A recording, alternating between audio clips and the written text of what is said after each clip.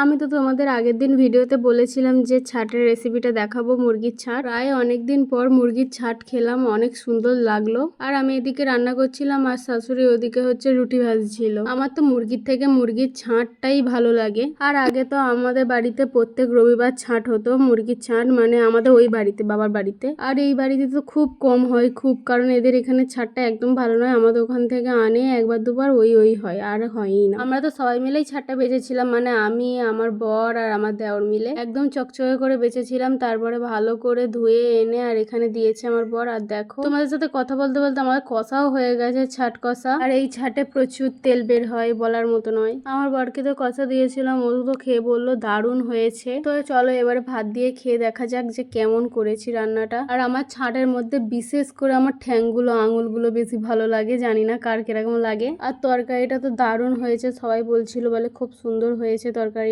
আর আমার ঠ্যাং তো প্রিয়, আমার বর সেরকম ঠ্যাং খায় না, ওই জন্য আমাকে দিয়ে দেয়।